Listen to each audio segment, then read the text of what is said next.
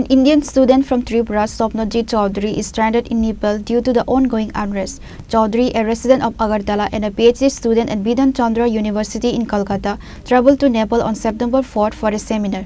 The seminar ended on September 8 and he was supposed to return to Kolkata on September 9. However, a sudden and severe situation developed in Nepal on the night of September 8, leaving him and around 40 other Indian students stranded. For 2 days, his parents were unable to contact him due to the network issues, causing them great anxiety. আমার নাম খোকন চৌধুরী, বাড়ি old Agartala. আমার ছেলের নাম স্বপ্নজিৎ চৌধুরী।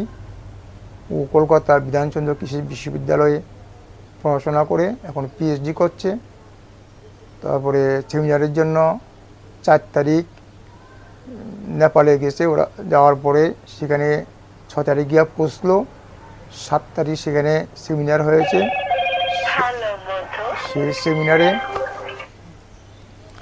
সেই সেমিনারে ইরাকের থেকে, এরপরে আপনার তুরস্ক থেকে কলেজের চ্যান্সেলররা এসেছে, তারপরে আপনার নেপালের কলেজের চ্যান্সেলররাও এসেছে। সেখানে তাদের সেমিনার হয়েছে। সেমিনার হওয়ার পরে তারা 8 তারিখ তাদের প্রশংসাপত্র দিয়েছে, সার্টিফিকেট দিয়েছে। এরপরে তারা 9 তারিখ তারা বাড়িতে আসার কথা, বাড়িতে বলতে তারা কলকাতা যাওয়ার কথা। তো 9 তারিখ দিয়ে যাবে তারা। তখন টিকিট করা হয়েছে, তারা শিলিগুড়ি আসবে, শিলিগুড়ি থেকে এনজিপি হয়ে তারা কলকাতা যাবে। কিন্তু 8 তারিখ রাত্রেবেলায় সেখানে কলকাতাতে ভয়ানক ঘটনা ঘটে গেছে। তখন নেপালে তখন তারা সেখান থেকে তারা আসতে পারলো না। এরপরে আমরা যোগাযোগ করছি, যোগাযোগ পাচ্ছি না।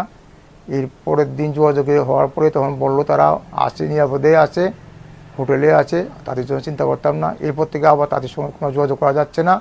এইভাবে চলছে। আমরা খুব উদ্বিগ্ন হয়ে আছি। আমাদের দাবি হচ্ছে ভারত সরকার যাতে তাদের যেভাবে বাড়িতে এনে দেয়, আমরা সেই কামনা করছি। আমার 2 ছেলে, ও হচ্ছে ছোটজন আর বড়জন বেসরকারি একটা হসপিটালে স্টাফ নার্সে চাকরি করে। Reported by Pranav from Agartala, Chini Khora.